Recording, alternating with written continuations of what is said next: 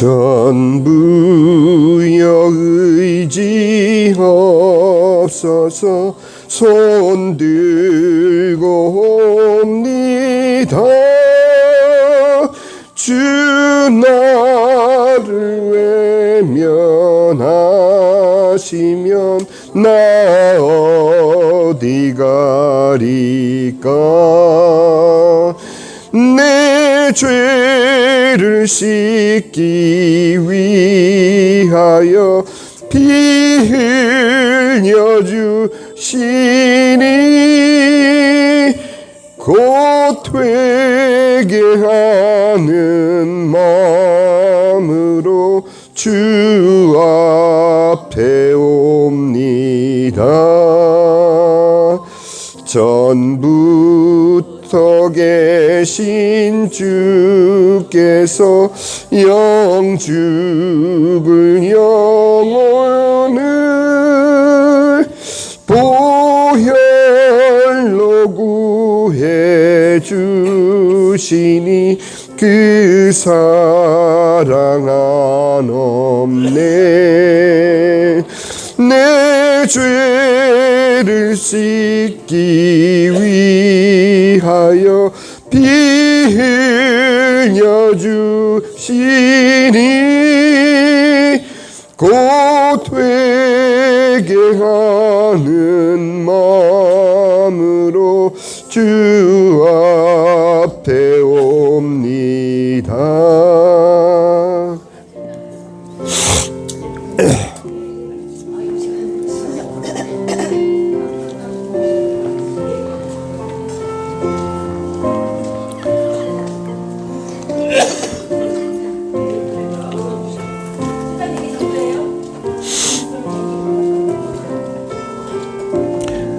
나 예수 의지함으로, 나 예수 의지함으로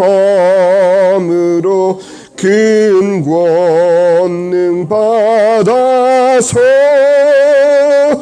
주님께 구한 모든 것 늘 얻겠습니다. 내 죄를 씻기 위하여 피 흘려 주시니 곧 회개하는 마음으로 주 앞에 옵니다.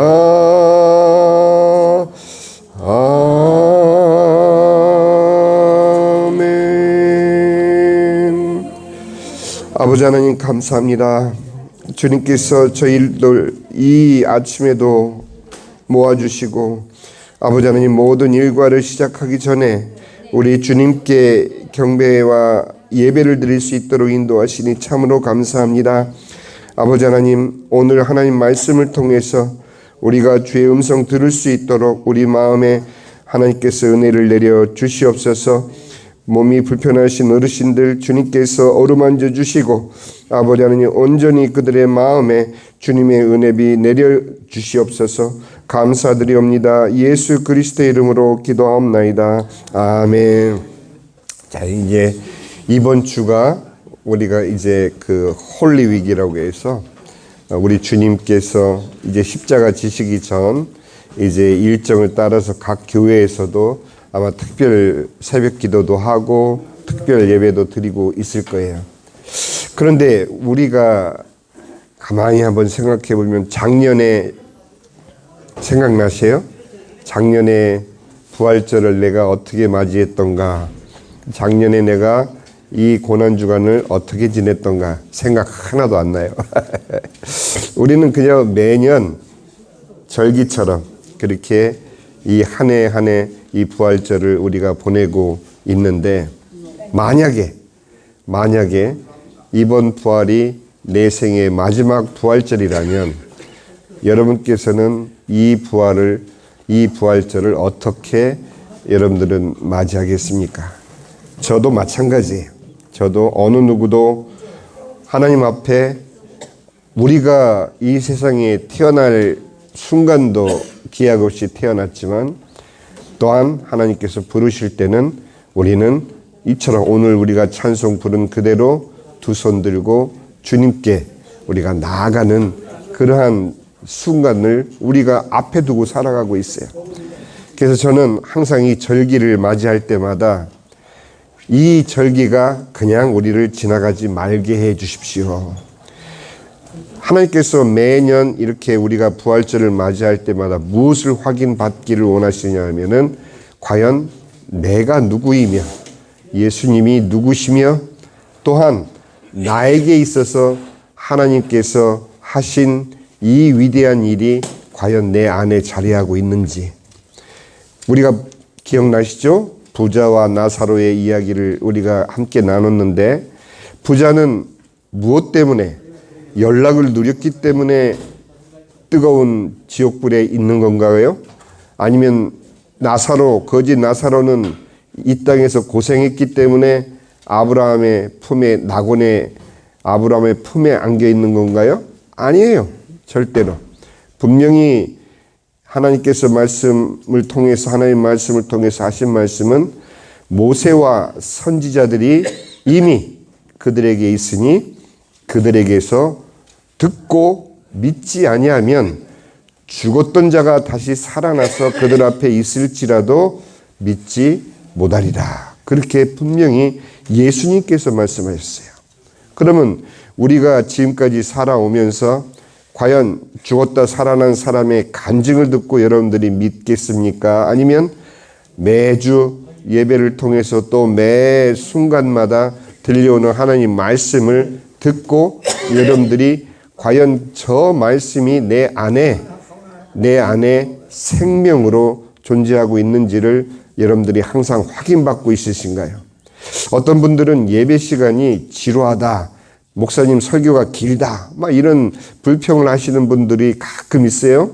교회에 보면은.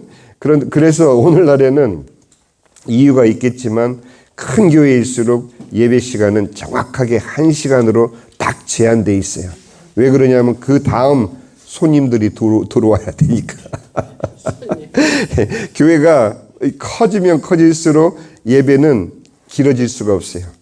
제가 어르신들께 나누고 싶은 거는 제 인생에 있어서 가장 기억에 남는 예배는 제가 중국 형제 자매들과 토요일마다 몰래 5층에서, 거기는 엘리베이터가 없기 때문에 전부 5층까지 걸어 올라가요. 그리고 중국의 주택은 5층이 복층이에요. 5층만 천정까지 이렇게 해서 그렇게 좋은 아파트인데도 사람들이 거기를 안 살아요. 왜? 걸어 올라가야 되니까. 그래서 주로 목사님들, 선교사님들이 그 5층을 렌트를 해가지고 거기서 모여요. 그래서 거기서 모이고 커튼을 2중 3중으로 치고 우리 아까 찬송했지만 밖으로 소리가 나가지 않도록 천부여 의지 이렇게 찬양을 했어요. 그렇게 하면서 예배를 몇 시간을 드렸냐면 아침 8시부터 저녁 8시까지 밥 아침 점심 저녁 다 거기서 해 먹으면서 여러분들 그렇게 한번 예배를 드려보시면은 그게 여기가 천국인가 보다 그렇게 생각이 들 정도로 예배의 기쁨을 맛보실 수 있어요. 제가 중국에서 사역을 하고 이제 이 미국 땅에 와서 다시 사역을 하다 보니까 제 마음에 큰 교회에 갈수록 마음이 곤고한 거예요. 왜 이렇게 무슨 공장에서 뭐 찍어내듯이 예배가 한 시간 탁탁 나눠져 가지고 그렇게 진행이 돼야 되나. 항상 마음에 안타까움이 있었어요. 그러나 제가 그래서 우리 어르신들과 함께 이번 부활절을 특별히 보내기 위해서 지난 월요일까지는 우리가 전도훈련 그림을 가지고 전도훈련을 받았는데 이제 남은 3번의 예배, 우리가 부활절 다음 날 그걸 이스터 먼데이라고 하죠. 그 부활절 다음 날까지 3번에 걸쳐서 한 번의 예배를 우리가 3번에 나눠서 드릴 거예요. 그래서 여러분들이 그냥 마음을 열고 귀를 열고 들으시면 돼요. 첫 번째, 오늘은 수요일 우리가 확인할 수 있는 것은 과연 나는 하나님께로 난 자인가 스스로에게 물으셔야 돼요. 하나님께로 난 자는 어떤 사람들이냐? 영접하는 자, 곧 그 이름을 믿는 자들에게는 하나님의 자녀가 되는 권세를 주셨으니. 분명히 우리가 너무도 잘 알고 있는 구절인데 그 전에 구절에 보니 참빛 곧 세상에 와서 각 사람에게 비추는 빛이 있었나니 그가 세상에 계셨으며 세상은 그로 말미암아 지은 바 되었으되 세상이 그를 알지 못했다고 그랬어요. 예수님 분명히 우리와 같은 육신으로 이 땅에 오셔서 우리와 같은 삶을 사시고 십자가에 달려 돌아가시기까지 우리 곁에서 우리와 똑같은 삶을 살으셨어요. 그런데 사람들이 예수님이 그저 사람인 줄 알아요. 무슬림 사람들은 오늘날도 그들이 믿는 코란에는 예수님이 분명히 나와요. 가장 선한 선지자로, 최고의 선지자로 소개되고 있어요. 그러나 그들은 예수님을 인간으로만 볼 뿐이지 하나님의 아들로 받아들이지 않고 있어요. 그렇기 때문에 그들은 너무도 안타깝게 그 수많은 사람들이 하나님과 상관이 없는 사람이 되고 말아요. 하나님께서는 분명히 아들을 이 땅에 보내시면서 이 아들을 어떻게 대하느냐, 거기에 따라서 하나님의 자녀가 되는 길과 자녀가 되지 못하는 길을 선택을 주셨어요. 오늘 우리가 본 이 말씀 그대로 보면 자기 땅에 왔으나 자기 백성이 영접하지 않았는데 영접하는 자, 그 예수님을 누구로 영접하느냐? 하나님의 아들로 영접하는 자, 곧 그 이름을 믿는 자. 예수님의 이름, 예수는 모든 백성을 자기의 죄에서 구원할 자라는 그러한 의미로 예수, 그리스도는 구세주. 우리가 예수님을 믿는다라는 것은 단순히 천국 가기 위해서만이 아니라 바로 하나님의 자녀로 거듭나는 것을 의미하고 있어요. 여러분들은 이제 육신이 죽어야 천국 간다 생각하지 마세요. 이 분명한 것은 이 땅에서 천국을 못 누리면, 이 땅에서 하나님과 함께 사는 천국을 못 누리면 저 죽은 이후에 그 천국에 우리는 갈 수 없을 수도 있어요. 왜? 하나님께서는 분명히 때가 참에 하나님 나라가 가까이 왔으니 죄를 회개하고 하나님을 믿어라, 하나님의 복음을 믿어라, 그렇게 첫 설교를 하신 이후에 3년 반 동안 우리들에게 무엇을 말씀하셨느냐 하면 바로 100번이 넘는, 신약 성경을 통해서 100번이 넘도록 하나님 나라에 대해서 말씀해 주고 십자가에 달려 돌아가셨어요. 단순하게 우리가 예수 믿으면 구원을 얻는다라는 것이 아니라 구원을 얻는 순간 우리는 천국을 소유하게 돼요. 이 땅에서는 변한 게 없는데 무슨 천국입니까? 바로 내 영혼이 하나님과 함께 사는 천국이 내 마음속에서 이루어지는 것이 바로 구원이에요. 안 믿는 사람들은 이 말을 이해하지 못해요. 예수는 그저 한 사람으로 이 땅에 태어나서 죽었는데 제자들이 그 시체를 감추어 가지고 부활했다라고 거짓말하는 것일 거야, 이렇게 안 믿는 사람들은 해석을 하고 말아요. 그러나 분명한 것은 우리가 이 이스터를 부활절로 우리가 마음속에 정말 하나님의 축복으로 간직하고 있는 것은 그 부활이 곧 나의 부활이 되기 때문에 그래요. 예수님을 믿으면 이 땅에서 우리는 이미 천국을 누리고 사는 사람이 되어 하나님의 자녀가 돼서 바로 13절에 보니 이는 혈통으로나 육정으로나 사람의 뜻으로 나지 아니하고 오직 하나님께로서 난 자들이다 그래요. 내가 믿은 게 아니에요. 하나님께로부터 내가 거듭나게 태어난 것이 바로 구원이에요. 교회에서 우리는 이 숱하게 이야기를 들었지만 이번 부활절을 맞이하면서 과연 나는 하나님의 자녀인지를 여러분들 스스로에게 물어보셔야 돼요. 두 번째는 우리가 오해하고 있는 것 중에 많은 것이 있는데 특히 요한복음 3장 16절에 보니 하나님이 세상을 이처럼 사랑하사 독생자를 주셨으니 이는 그를 믿는 자마다 멸망치 않고 영생을 얻게 하려 하심이라. 너무도 우리가 잘 알고 있는 말씀이에요. 우리는 그 말씀을 믿고 구원을 얻었어요. 17절에 보니 하나님이 그 아들을 세상에 보내신 것은 세상을 심판하려고 하신 것이 아니라 그 아들로 말미암아 세상이 구원을 받게 하려 하심인데 그것을 믿지 않는 자, 영접하지 않는 자는 그를 믿는 자는 심판을 받지 아니하는 것이요 믿지 아니하는 자는 하나님의 독생자의 이름을 믿지 아니함으로 벌써 심판을 받은 것이니라. 요까지만 우리가 생각을 해요. 그러면 이제 나는 예수를 믿었으니까 심판을 받지 않겠구나. 그런데 있잖아요. 교회에서 많이 이 얘기를 하지 않아요. 그 다음이 중요해요. 3장 19절에 그 정죄는 이것이니 곧 빛이 세상에 왔으되 사람들이 자기 행위가 악함으로 빛보다 어둠을 더 사랑한 것이니라. 행위라는 말이 나와요. 행위로서 우리가 구원을 얻는다? 그런 의미가 아니라 믿음이 있는 자는 그 삶을 통해서 그 믿음이 행위로 나타날 수밖에 없다라는 거예요. 나는 마음에 믿는데 행위로 나타나지 않는다? 그 믿음 다시 한번 보여야 돼요. 행위로 구원을 절대로 얻지 못해요.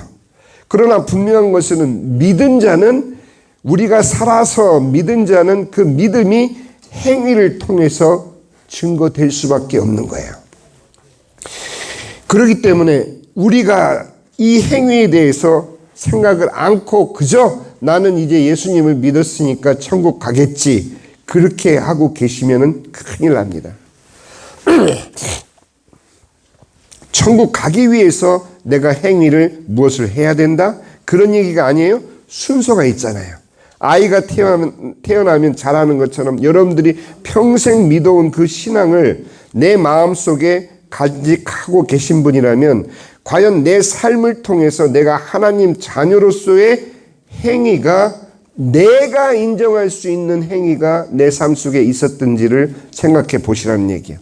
있죠. 교회 잘 나갔고 11조 잘했고 직분도 받아서 열심히 잘 섬겼죠. 이거는 내가 생각하는 행위이지만 하나님께서 원하시는 행위는 그 믿음이 내 안에 있어서 나를 움직여서 내 삶의 내용이 바로 하나님을 나타내고 살아왔는지, 내가 하나님을 말한다는 것이 행위라는 것이 아니라 내 마음속에 복음으로 말미암아 내가 살아온 나의 뒤 발자취를 우리 어르신들이 생각을 해보시라는 얘기예요. 믿음 없이 행위로만 구원을 받느냐? 절대 그럴 수가 없는 거예요. 예수님께서는 분명히 하나님께로 난 자라고 그랬어요.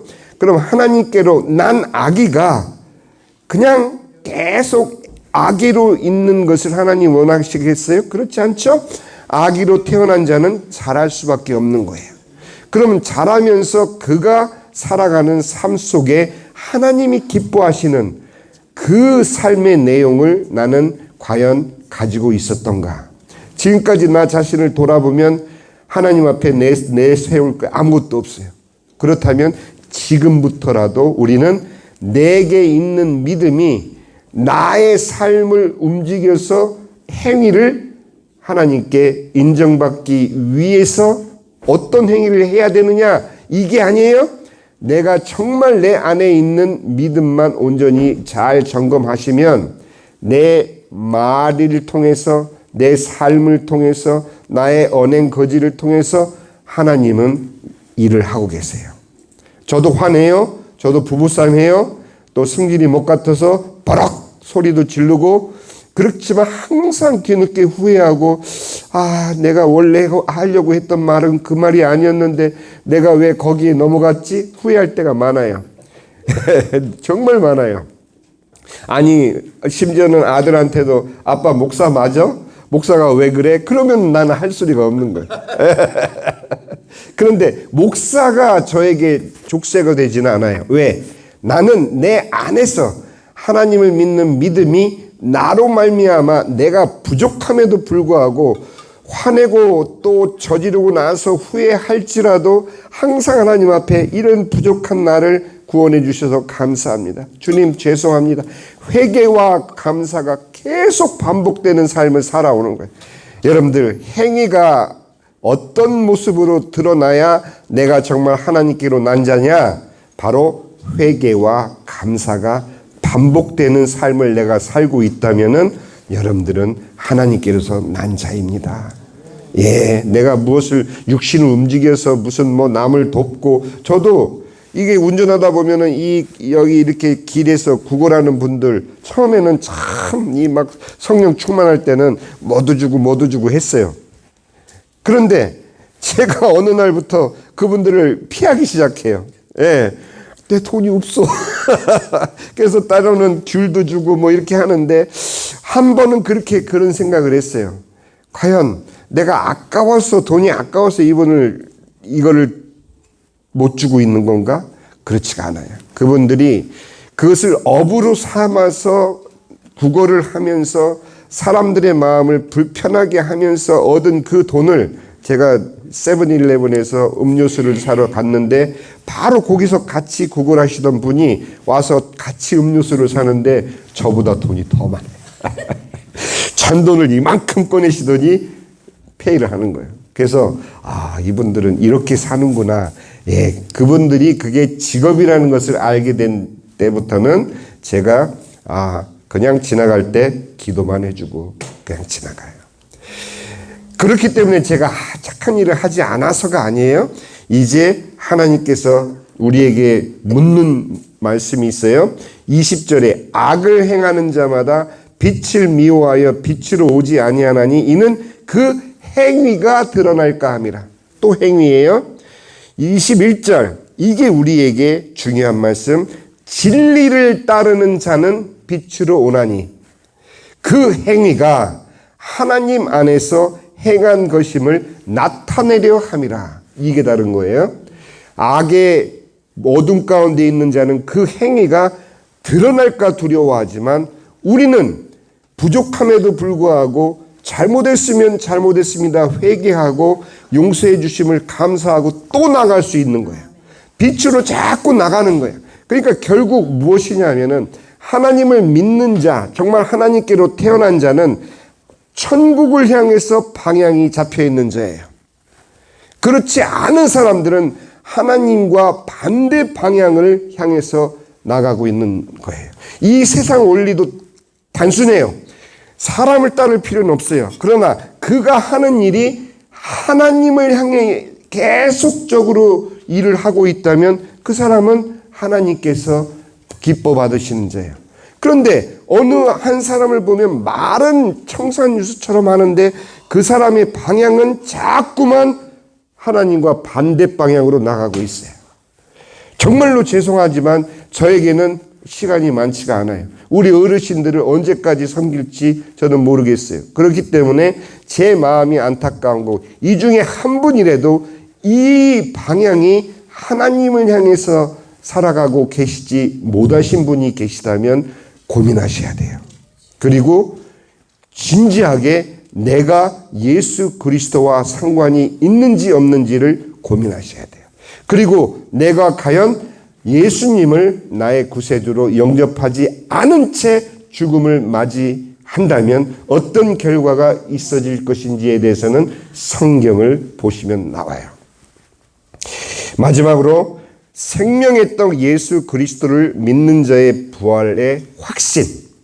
여러분들, 우리가 구원받았다는 것은 생명의 떡이에요. 여러분들이 교회에서 성찬식 주의 만찬을 할 때마다 그것을 기념하면서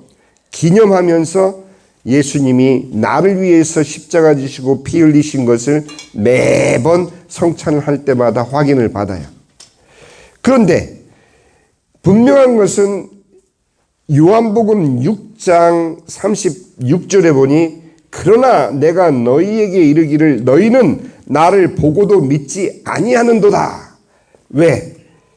35절에 예수께서 이르시되 나는 생명의 떡이니 내게 오는 자는 결코 줄이지 아니할 터리요 나를 믿는 자는 영원히 목마르지 아니하리라.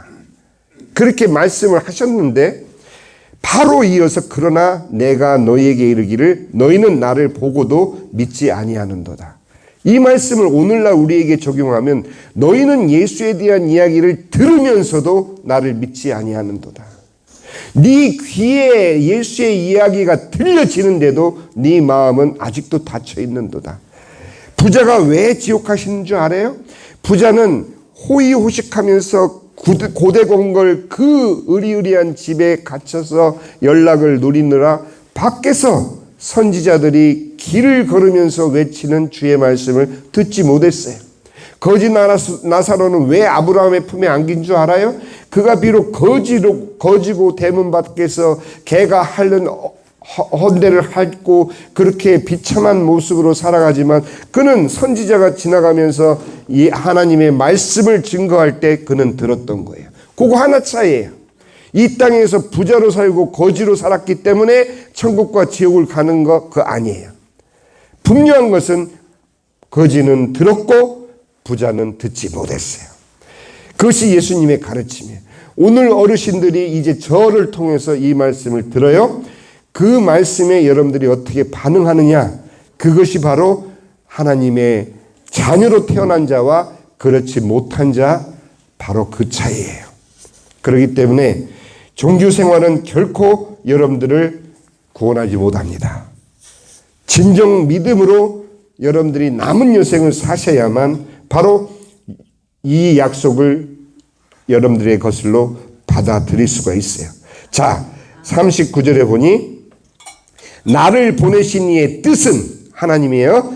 내게 주신 자 중에 내가 하나도 잃어버리지 아니하고 마지막 날에 다시 살리는 것이다. 이렇게 선포를 하고 계세요. 우리가 믿는 자로서 하나님 예수님께 속한 모든 자들의 신앙의 궁극적인 승리는 뭐냐? 부활이에요. 이 땅에서 우리가 예수 믿고 이 땅에서 하나님 나라를 살다가 죽음을 넘어서는 부활에 이르를 때야 비로소 우리는 하나님의 자녀로서 그 영생을 증거받는 겁니다. 부활이 우리 기독교의 마지막 승리예요. 예수님도 이 땅에 오셔서 그냥 십자가 위에서 돌아가셨다면 그분은 그냥 죽은 예수예요. 그러나 그분은 사흘 만에 죽은 자 가운데서 사망 권세를 깨뜨리고 부활하심으로 말미암아 우리 모두에게 예수님을 믿는 모든 자들에게 이 부활의 증인이 되셨고 증거가 되시고 그 소망을 여러분들에게 주신 거예요. 두려워하지 마세요. 남은 여생 얼마나 남으셨든지 간에 젊은 분들도 예외 없어요. 내가 방향이 첫 번째는 방향이 하나님을 향한 방향인지 아니면 방향이 하나님을 거부하는 방향인지 그러면 분명히 여러분들 자신이 증거됩니다. 그리고 나의 행위는 과연 나는 회개와 감사가 반복되는 삶을 살고 있는지 아니면 그저 내 마음에 어떤 울림도 없이 종교 생활로 내 스스로를 만족하고 있는지 그렇지 않아요. 여러분들 교회에 가셔서 목사님들이 아무리 바빠도 내가 이런 것에 고민이 있으시면 무조건 붙잡고 목사 양반 나한테 예수님 얘기 똑바로 들려줘. 진짜 나 천국 가야 되니까 똑바로 들려줘. 그렇게 요구를 하셔야 돼요. 그저 어르신들 모아놓고 좋은 얘기하고 여러분들 위로하고 또 맛있는 것도 한 끼 대접하면 하고 드시고 나오지 마시고 반드시 궁금한 거는 목사들 딱 손 붙잡고 나한테 얘기해 줘. 아니면 나한테 기도해 줘.